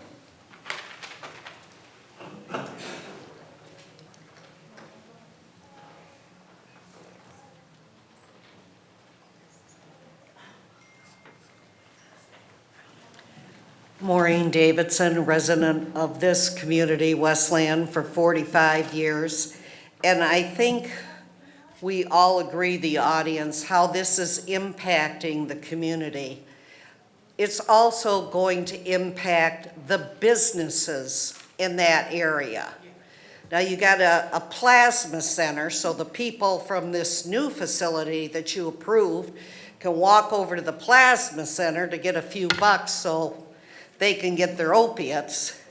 And people, a lot of seniors shop at Heartland. When they see what's going on, do you think they're gonna want to shop there? There's also a travel agency in that vicinity, right in that shopping plaza, where people park their vehicles while they go on trips with that travel agency. How safe do you think those people are gonna feel to leave their cars there? That's gonna impact that business. So not only is this impacting our community, our schools, it's also impacting our businesses. How you approve this is terrible. And I cannot believe all the years I've lived in this community, I have seen it go down and down.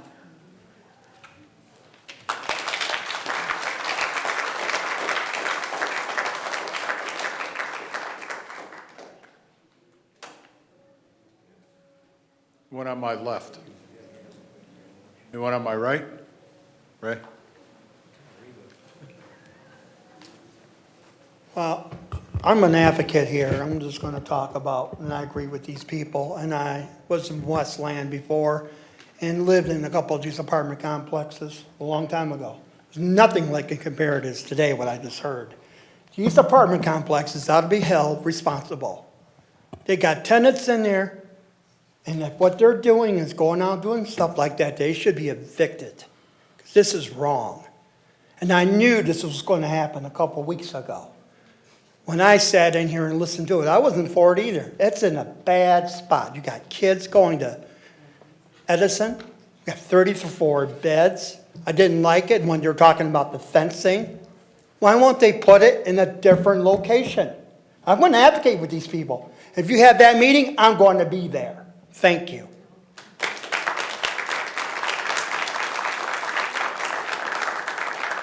One on my left? One on my right? Can you go twice? No.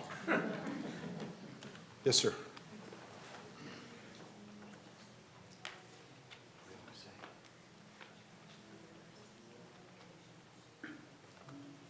Good evening, Council. Mike Delph. Councilwoman Green, I'm glad you're human, just like everybody else. The notification, why can't we do that through water bills? Not everybody has internet, they don't have cable, they don't get the paper. Everybody gets a water bill. So why can't we do it that way? Thanks.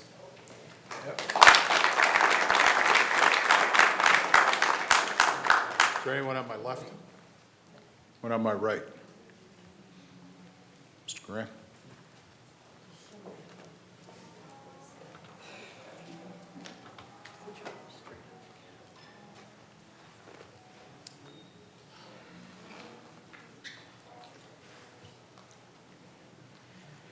Richard Graham from Westland and also with Move Westland Forward. The reason why my wife and I are here and got involved a few years ago, because we lived a little over 300 feet away from a business that was causing issues. Then we found out how deeply Mayor Weil was involved with keeping that business going. When we have poor leaders, well, when we don't come out to vote, we have poor leaders who make poor decisions. Remember when you vote this time, the two of the people that voted yes are running for re-election. That's Council President Godbout and Michael Landau. Through the chair to Councilman Hart, did you hear anything about the beautification improvement on the corner of Ann Arbor Trail and Merriman? Regarding Council President Godbout's low rental costs for almost half a city hall. Amazing this is still going on. Please remember, Move Westland Forward was tipped off of this by someone working within City Hall. This person was not pleased by what was going on, and in this case, getting 75% off a hall rental equals to $1,150 taken away from the taxpayers.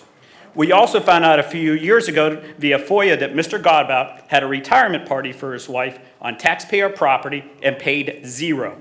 The same weekend last year that Mr. Godbout had his son's wedding at City Hall, another person had their graduation party. That was on a Sunday when there was no other events. That person paid more money for less space and less time. Mayor Wild, you have seemed to be out of sorts trying to explain away the money taken from the taxpayers. Really cannot figure this out. Councilman Johnson indicated at a council meeting that he spoke to the lady at City Hall that did the paperwork, and she was told to do the super low cost. Maybe lean over and ask Mr. Johnson who it is. I know who it is. Councilman Hart stated this should be made right a few meetings ago. Thank you, Mr. Hart. Rumors are swirling around City Hall about who approved this. Was this the past Parks and Rec director or who he reported to, which I think is Deputy Mayor Reddy? Who is it, Mayor Wild? Are you telling the taxpayers you cannot or will not figure this out? Just two questions. Council President Godbout, you seem to indicate you would make this right if presented with an invoice. Is this true? I created an invoice for you in less than 10 minutes. Mayor Wild, who is the person that approved the hall rental, which took money from the taxpayers? Was this person reprimanded? Was something put in their personnel file? Who was it? You'd like to answer either one, Council President? Would you like to answer the question? You would not like to answer the question? I've already addressed the issue. Okay, so yours, okay. I've already addressed the issue. Okay, so you got away with $1,150 on the taxpayers. Thank you. Mayor Wild, who was it? You want to create an invoice? I did it for you. I can email it to you.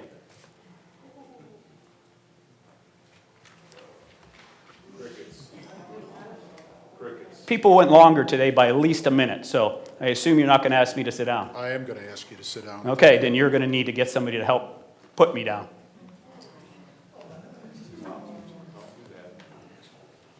Nothing, Mayor Wild? Speechless? Your time's up, Mr. Okay, Graham. thank you, sir. Thanks for helping to take over $1,000 from the taxpayers. Is there anyone on my left? Anyone on my right? Yes, ma'am.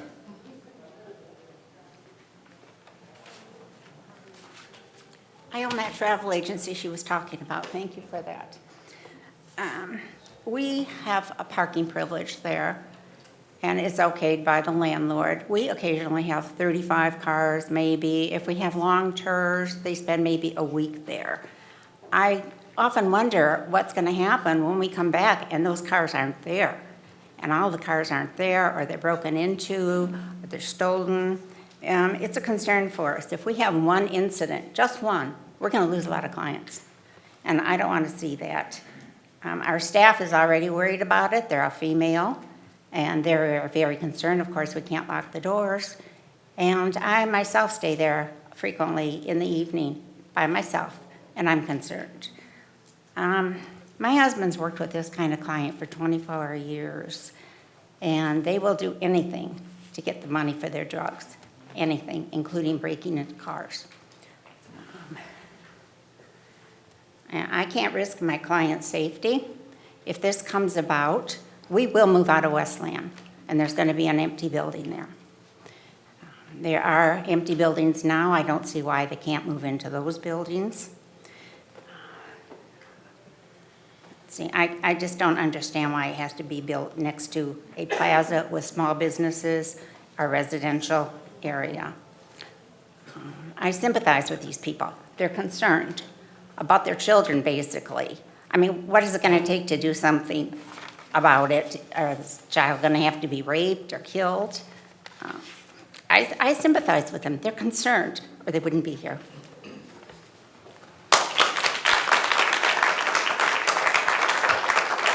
Anyone on my left? Anyone on my right? We'll close citizens' comments and move on to comments from the administration. Mayor? Thank you. Thank you, City Council. Thank you, residents. I know it's been a little bit of a long meeting, so we appreciate you being here tonight. I want to reiterate that my staff, through the planning director, will reach out to the operators of this proposed facility to set up a community meeting. So perhaps before we leave tonight, we can try to get at least one person to offer up their name and phone number as a contact that can help us get the information out. Before we have the meeting, I know a lot of people have been very passionate tonight, and we've heard everything that you've said, trust me. I do, in my heart, believe that the nature of this business is a little bit different than the way that it was described here tonight. So I'm hoping that, just hear me out here, I'm hoping that with this community meeting that we'll get a better idea of what a modern opioid recovery facility looks like inside and out. So it's something that'll be a learning curve for all of us. This is the first one that's been approved in the city. I think that we learned a little bit about the 300-foot rule as far as, while it's the state law through the planning law, it's probably not the best practical law locally. And I think that the timing of it is pretty good too, because earlier tonight we were discussing about opting into medical marijuana in the city of Westland. And one of the things that we're going to have to decide about is if we allow these facilities, how close can they go to schools? How close can they go to residents? How close can they go to each other? So I think it's something that our community is going to be working on together. I can tell you on the marijuana side, the state law says that they can't be within 100 feet of a school. I'm sorry, 1,000 feet of a school. So under the state law, they could be closer than this opioid recovery facility is. So, I mean, it's something I think our community's really got to take a good hard look at. So hopefully maybe this issue can help us with the other issue as well. And then before I move on, the last thing about the water bills, it's not the best way to communicate because you only get a water bill every 2 months, and half the city gets one month and half the city gets one the next month.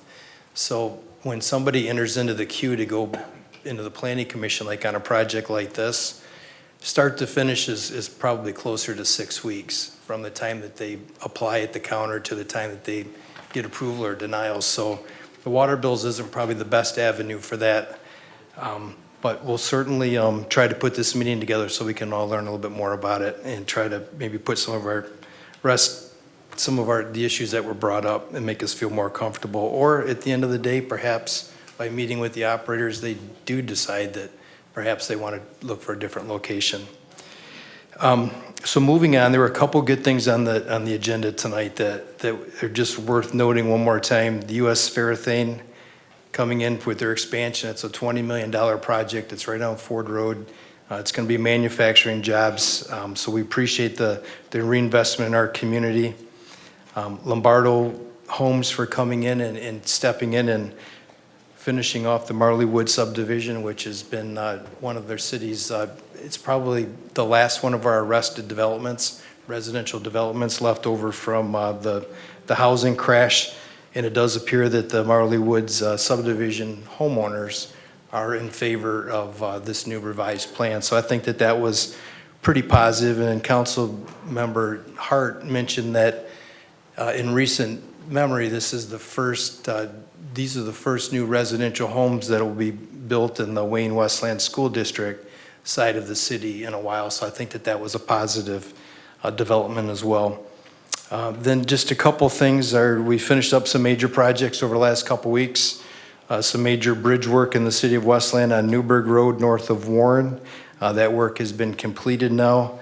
And Ann Arbor Trail west of Wayne Road now is open, and both of those bridge projects were much needed. I know that they're kind of a pain to try to work around them, but both of those are finished now. The finance team, Council, we sent you a memo here in the last week that last week in 32 business hours, our finance team at the counter here processed over 2,500 customers that were in paying their summer tax bills. And in my time in office, I've never met one person at the counter that was happy to come in the city hall to pay their summer tax bill. So our staff handled 2,500 customers in a very professional manner, and I think the residents were pleased. While they weren't happy to write the check, they were pleased that they got good service, and they processed nearly $7 million of tax payments in 32 hours. So they do a great job. We don't talk much about the folks that work the front counter here at City Hall, but they really did do a good job. Then the last two things, there's two events this week I want to make sure that everybody has a chance to know about. On Thursday night, we're doing our annual Splash Bash community gathering at Tatton Park. It's a free, family-friendly event. It starts at 5:30. There's going to be the splash pad, the H2O zone is going to be open. It's going to be free. There's going to be lots of fun things going on. It's all free. There'll be food. At 7 p.m., there'll be an outdoor movie night. Ralph Wrecked the Internet. Wreck-It Ralph 2, Ralph Breaks the Internet, which is PG, and that'll come on at 7 p.m. Then, like I said, there's going to be lots of food and giveaways. The police and fire department will be out there with all their latest equipment and some new things from the DPS that council's just approved. So we'll have plenty of equipment. And then the final thing is on Friday this week at 1 p.m., we're going to be taking the time to honor longtime Westland resident Mac Mayfield, who's had 60 years in the city of Westland. He was our first African-American supervisor that worked for the city of Westland. He hired in under the city of Westland's first mayor, Tom Brown, and was promoted over the years through several mayors, and those mayors are going to join us that day too to recognize him. But this Friday, 1 p.m. at the Westland Municipal Golf Course, we will have a luncheon. It's a free luncheon, and it'll be dedicating the golf course in Mr. Mayfield's honor. So we appreciate anybody that would like to come out, or if not, WLND will tape it and you can watch on our cable station. Thank you. Anything from the city attorney's office this evening? Nothing from City Attorney's Office, Council President. Thanks. Begin council comments with Councilman Johnson. Thank you. Just in response to a question Mr. Graham had about licensing and how many people we could hire in public safety, the licenses, the city can only collect up to $5,000 on each license. And there are different levels of license, grow, process, and dispensaries. We would have to issue about 20 licenses to pay for one in public safety. There's a promise from the state that they're going to send some money back to all the cities that opt in. Don't hold your breath. Once it gets to Lansing, they very rarely send anything back. And I don't know, the council president said he handled his issue about the rooms, but I can tell you this, you made a statement that maybe the former Parks and Rec director approved that. That did not happen. He knew he didn't have the juice to do that, so I don't think he would have done that. The lady did not tell me who told her to do that, but it was done. Mr. Harnos may have done it, but I don't know. I wasn't there. All I know is she said she was directed. Thank you. Thank you, sir. Councilwoman Green. Thank you. I'd like to start tonight by reminding residents that our library is having an upcoming book sale. I announced that at the last meeting, but once again, it is going to be Thursday, September the 12th through Sunday, September the 15th. The books will range between 25 to 50 cents. And then there's a $4 day on the Sunday, and you can stuff as many books in as you like for that particular day, but that is coming up soon. Wanted to also announce, I'm very excited, if any of you had a chance to attend my health summit last year, the Westland Community Health Summit, we had it here at City Hall. I have booked the day. It's going to be something that I do annually as a councilwoman. It is going to be on Saturday, November the 16th. And if you're not familiar, what it is I'm bringing together lots of health systems. To give you an idea, last year we had Beaumont come in, Carmano's Cancer Institute, Oak Street Health. There were several, it was maybe about 11, and they came in and brought it free services and resources. That will be happening again this year. We're going to do a free lunch. And this year we're working right now to bring in dental and optical services. There are still a lot of people, even with the Affordable Care Act, who do not have health insurance. Every provider that comes into the city will offer free medical treatment and services. And we're also bringing back the company who signs people up for free medical services. They will be present as well. And I believe last year we signed up maybe about 10 people who are now getting the health treatment that they need. So that's going to be once again Saturday, November 16th from 11 a.m. to 3 p.m. here at City Hall. Also wanted to let residents know, if you're not aware, you can find more information out about me on my Councilwoman Tasha Green page. You can directly contact me there. I also give my cell phone out quite frequently. It's area code 734-828-7010 if there's ever anything that I can assist with in the city. And I'm also, I've recently requested a voicemail account here at City Hall. Westland is one of the few municipalities who do not already have direct contact numbers for you guys to reach out. Some of you said that you don't get on the computer much and you're not a Facebook person. Most municipalities have like a remote voicemail for residents to contact us directly. I give my cell phone out because it's, another way to contact, but I am waiting for confirmation from the city on that. And I have requested that if and when that is approved, that telephone number be added to our city website as another means to contact us directly. For the gentleman who came to the podium in terms of the bankruptcy, I just wanted to say, if you dig a little deeper, which I'm not sure you have, we're human beings. Life happens to us too. It's no different from going through a divorce or you have issues with your children or whatever. We're not superhuman. So we have lives and everyday matters that occur just as everybody else does. But if you dig a little bit deeper, I'm not the only council person who's ever filed for bankruptcy. And I'm also not the only person in the city of Westland. There are people working right here in our city right now who are in bankruptcy. So when I've always operated on the policy of be careful how you treat people, because it's, I'm not sure, but I'm very grateful that I do have a close relationship with God, and I'm going to continue to serve the community. And again, in total transparency, I also wanted to let the community know that the bankruptcy was a Chapter 13. It was not a 7, so I have agreed to pay back a percentage of what I owed, so, which is neither here nor there, but I just felt compelled to clarify that. And then the gentleman also mentioned districts.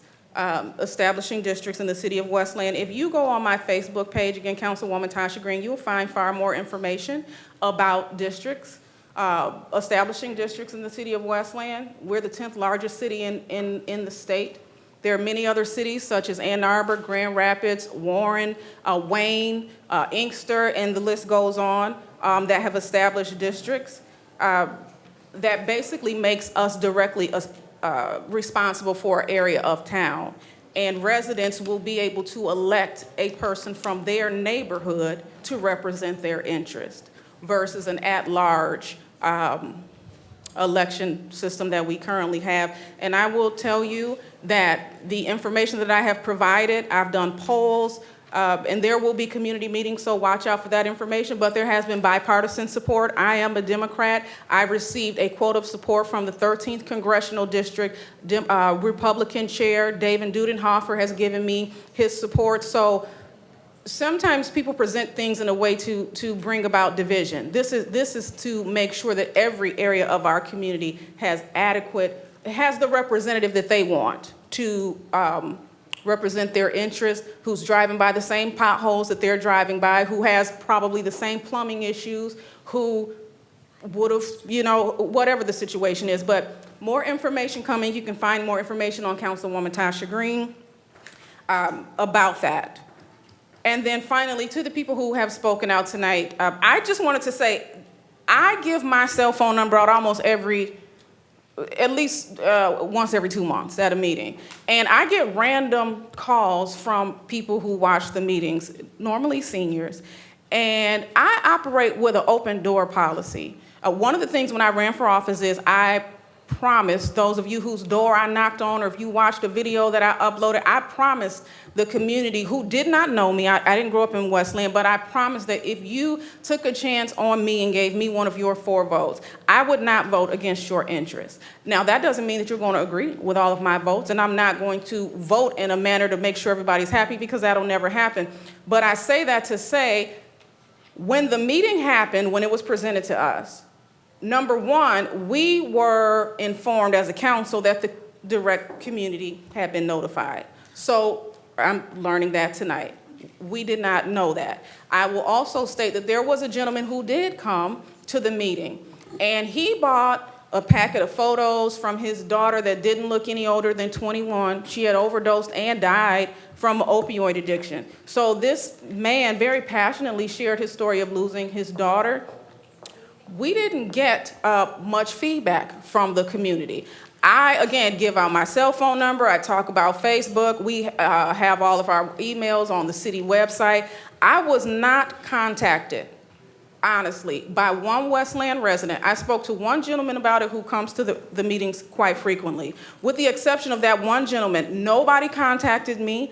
I was not aware that the residents, or many of you are saying tonight that you did not know.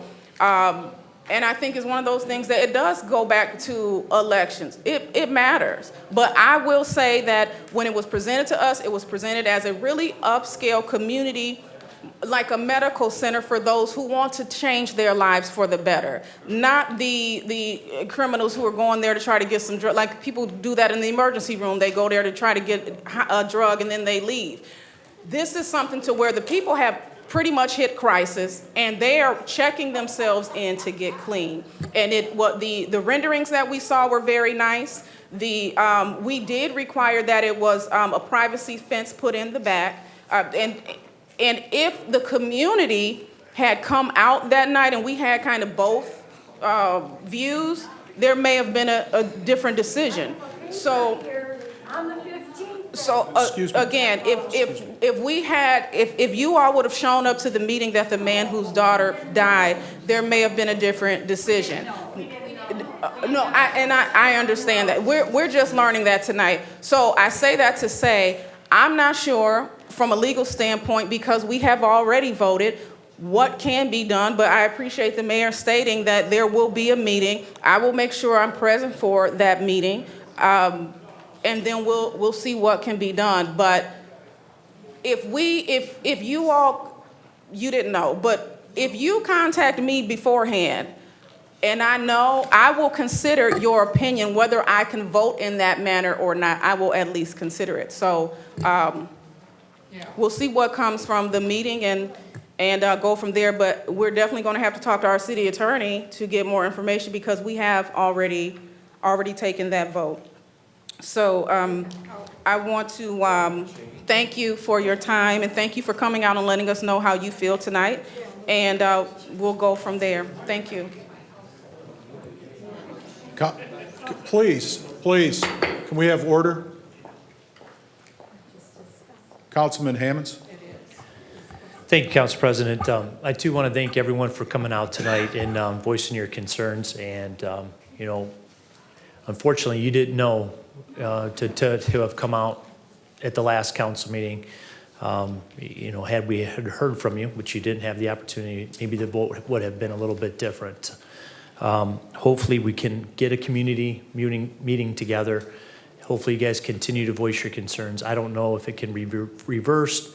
I don't know what we can do at this point, but hopefully the meeting will resolve some of your concerns, or if you keep speaking out, maybe something can be done to have it go in another area in the city. But thank you again for coming out tonight. I want to thank the administration for working with Lombardo Homes to bring the Marley Woods subdivision redevelopment back here to the community. We all know that the individuals that live in that area have desperately wanted something, wanted another builder to come in and take that project over and to finish it off. So thank you for continuing. The administration, Mo, our economic development director, thank you for bringing that forward. That's it for me tonight. Thank you. Councilman Hart. Thank you, Council President. Where do you begin? First of all, I'll start positively. Again, Lombardo Homes, it's a really big deal, especially for the Tonquish neighborhood to fill up that last development. Happy about that. And I guess I'll address the elephant in the room. As most of you know, I voted no on the opioid clinic.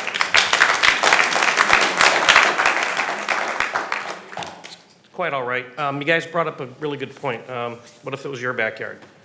Well, it is my backyard, so maybe that allowed me to really look into it, consider it closer. Maybe that had a lot to do with it, okay? But it's also been a really good example for me to always think, what if it is my backyard? And it's going to be easier in the future as I see some of those challenges that come up in the future that maybe aren't my backyard, to always remember that it is my backyard. I will apologize too. When we did have the meeting, I spoke out against it for all the reasons everyone mentioned up here. And maybe I just didn't do a good enough job. I thought I did. So it just didn't go my way. Two of us did vote no.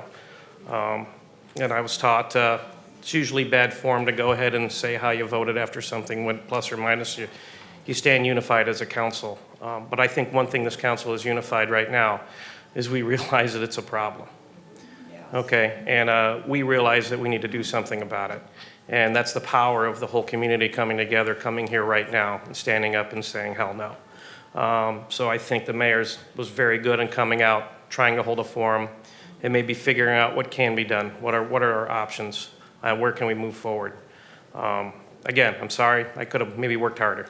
I maybe could have yelled louder. Okay, next time maybe I will. But if you guys need to get a hold of me, you know how to get a hold of me. My cell phone number is always out there, 734-709-5307. I did catch a lot of calls from people. I was out of country. I couldn't return it, so I hope you understand. But thank you for allowing me to return calls crazy today. For those of you who everybody reached out to me, it was a very busy day back to work and trying to answer everybody's calls. So let's work together. We'll figure out what our next steps are. Maybe we can come out with some kind of mutual resolve. Thank you.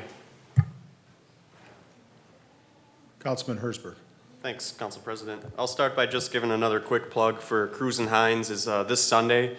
It's not towards the evening, it's kind of a morning and afternoon event, so don't plan on going out there in the evening, you might miss it. But he mentioned it's getting to be the biggest one in the country, so I'd like to see all of us get out there and support it in some way, get the word out about it. Let's bring people to Westland.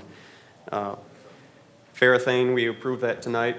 I want to thank Council for unanimously voting in support. That's going to bring 89 new jobs, and they're going to be making some interior parts for the new Ford Ranger. So that's a real positive thing that came out of the meeting.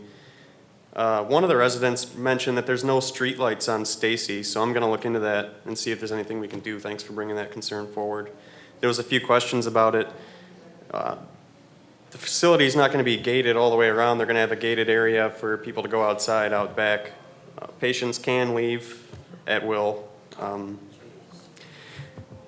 It was a special land use, which, not to get into detail, we didn't have to approve that. I voted no. I pleaded with the other council members to vote no. It was asked of where the patients are coming from. Patients are going to come from across the country. They're not going to, Westland residents aren't going to get first dibs. Just I'd like to see the decision reversed. I think it was an extreme lack of foresight by people who voted yes. This is in the middle of the neighborhood. So I don't know if some of the council didn't drive by where this is at. This used to be a commercial area. As one of the gentlemen mentioned, there was a 7-Eleven, there was a restaurant. We phased out of that on that strip there. This is a neighborhood, and I hope we can find a new location that's not former Montana's.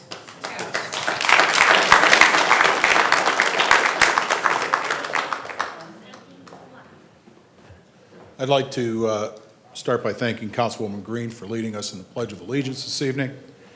I too would like to thank the people from Lombardo Homes for coming forward with some innovative ideas on how to complete the Marley Woods project. It's been sitting there for a long time as the former developer had went bankrupt or shut down operations and left those people that had homes in there hanging. So Lombardo's come forward with some new home designs to go in there, and I'm glad to see that it looks like finally things will be completed in that subdivision. I too would like to thank the people at U.S. Farathane for reinvesting in the city of Westland.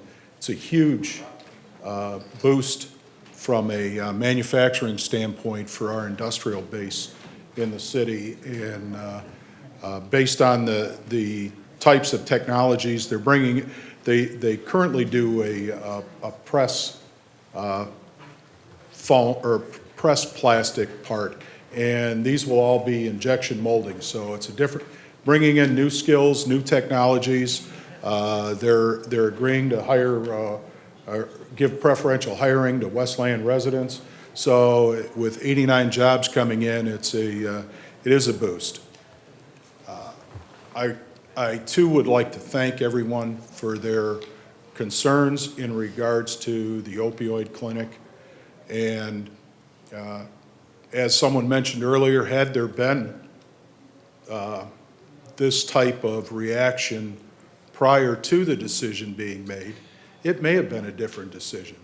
But I want to thank everyone for coming forward. I know it was passionate. I know you're deeply concerned. I'm deeply concerned. My son went to Edison Elementary.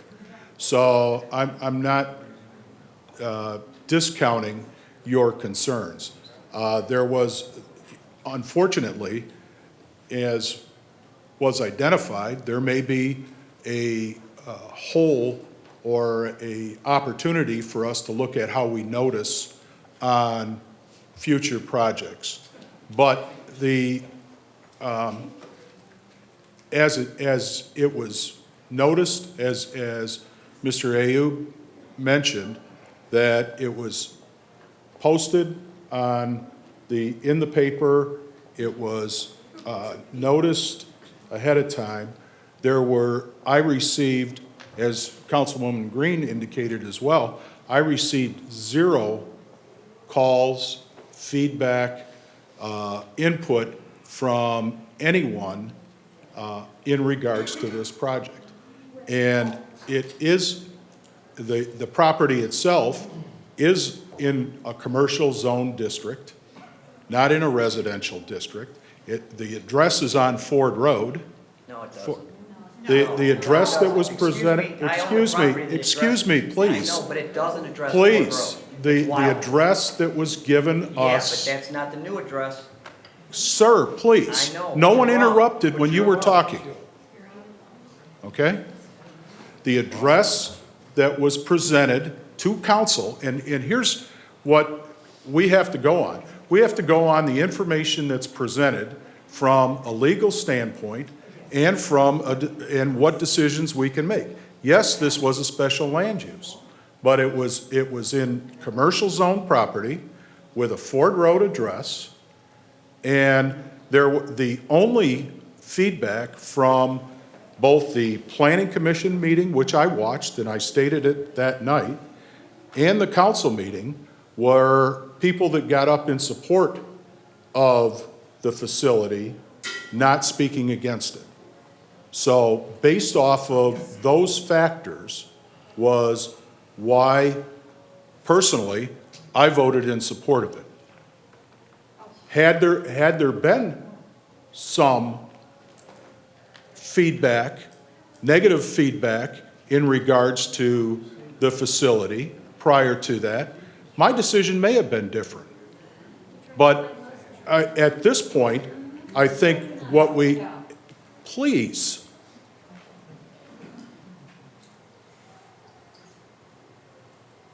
what the mayor has proposed is to get the people involved in this facility and see, and I'm sure we'll have discussion with the city attorney's office from a legal perspective, if there's anything that we can do at this point in time, since it's already been approved.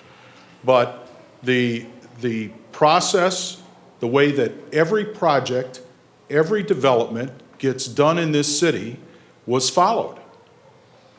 And the fact that there were no, and we get negative feedback on other projects throughout the city, and there have been changes made either to site plans or projects have not been approved based on that feedback. So I appreciate the passion that everyone has on this subject. And I think that, we're going to look to see what we can do at this point in time moving forward. But believe me, we heard you now, okay? Unfortunately, we didn't hear anyone 2 weeks ago. Excuse me. And that's fine. We don't always agree on every project moving forward. We had another one. Please, ma'am. Okay? Under 3 minutes. Is there a motion to adjourn?